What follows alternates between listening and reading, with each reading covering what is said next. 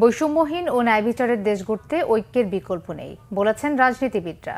যে সুযোগ তৈরি হয়েছে তার সদ্ব্যবহার করার আহ্বান জানিয়েছেন বিএনপির স্থায়ী কমিটির সদস্য মির্জা আব্বাস। এছাড়া এ সময় নাগরিক ঐক্যের সভাপতি মাহমুদুর রহমান মান্না বলেছেন, সুন্দর দেশ গড়তে সবাইকে ঐক্যবদ্ধ হয়ে কাজ করতে হবে। দুপুরে রাজধানীর সোহরাওয়ার্দী উদ্যানে খেলাফত মজলিসের সাধারণ পরিষদের দ্বাদশ অধিবেশনে এসব কথা বলেন তারা। নাবিল জাহাঙ্গীরের আরও একটি রিপোর্ট।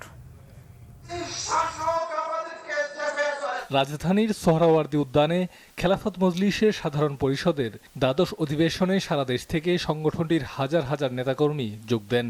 এতে ইসলামী দলগুলোর পাশাপাশি অন্যান্য দলের নেতারাও অংশ নেন। অধিবেশনে ইসলামী দলের নেতারা তাদের বক্তব্যে আওয়ামী দুঃশাসনের সমালোচনা করে বলেন, নির্বাচন চেয়ে তাড়াহুড়া করার কারণে দেশকে অস্থিতিশীল করতে ষড়যন্ত্রকারীরা সুযোগ পেয়েছে।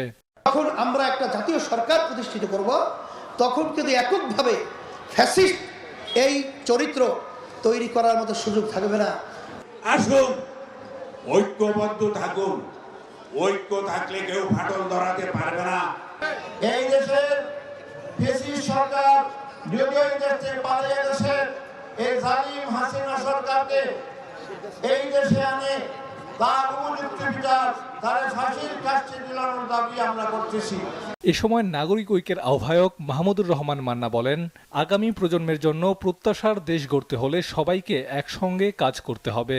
আমাদের চাওয়া যায় যেরকম করেই হোক, আমরা সবাই একটা নতুন বাংলাদেশ চাই, সুন্দর বাংলাদেশ চাই, এবং সেই জন্য সবাই নিজেদের চিন্তার বিনিময় করব, এক হব, ঐক্য করব, জাতীয় ঐক্য করব এবং দেশ গড়ব। আওয়ামী লীগের কঠোর সমালোচনা করেন জামায়াতে ইসলামের আমির ডাক্তার শফিকুর রহমান। লোকে বইটার তাণ্ডবে মানুষ ফোন করে তারা জানান দিয়েছিলেন, আমরা যদি ক্ষমতায় যাই তাইলে আমরা এই কর্মসূচিটাই বাস্তবায়ন করব। তাই করেছেন। ক্ষমতায় বসার মাত্র 2 মাস পূরণ হয়নি।